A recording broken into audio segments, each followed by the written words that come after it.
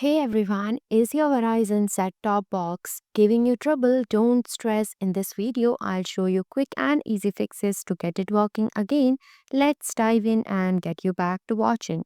To fix a Verizon set-top box not working, first unplug the box and router for about 1 to 3 minutes, then plug them back and power up the router first, followed by the set-top box once the router is stable. Also check and securely reconnect all coaxial and HDMI cables ensuring no damage or loose connections. If problem persists, contact Verizon for further assistance. Why Verizon set-top box not working? Loose or improperly connected coaxial HDMI or power cables. Faulty or outdated set-top box hardware needing rest or replacement. Incorrect TV input selection or volume settings.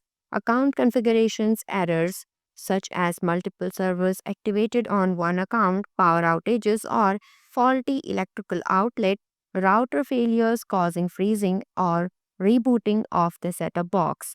Fix 1. Check power and connections. Make sure your TV and setup box are plugged in and powered on.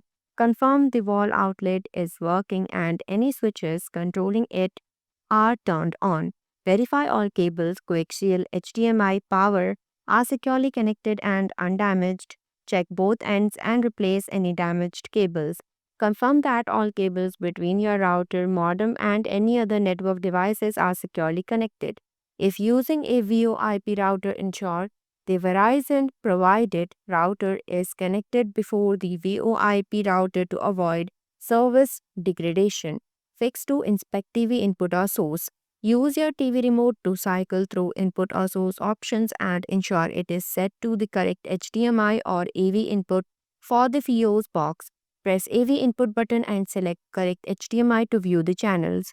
Fix a check with alternate channels. Make sure your account includes the necessary subscription level for the desired on-demand content.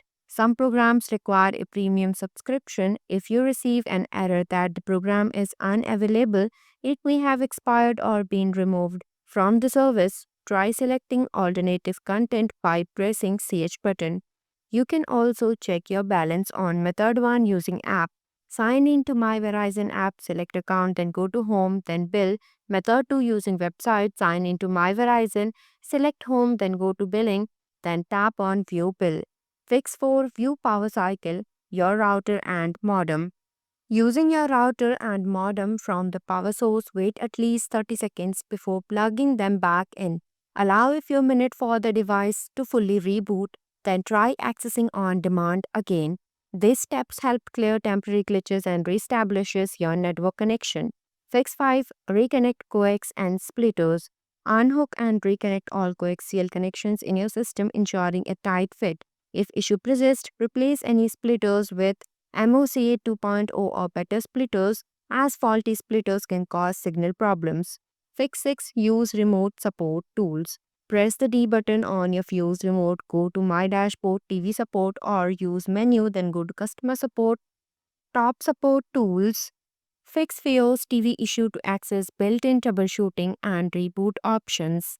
Follow the on-screen instructions to run automated diagnostic and resolve common issues. Fix 7. Check for service outages. Visit the Verizon website or My Verizon app to check for local outages that could affect your TV service. Select all services under impacted service and enter your location details to check the status. If so, the issue will be resolved automatically. Try after some times. Fix 8. Contact Verizon support. If none of the above steps resolve the issue, your set-top box or router may be faulty. Contact Verizon at 1-800-837-4966 for further assistance or to request a replacement device.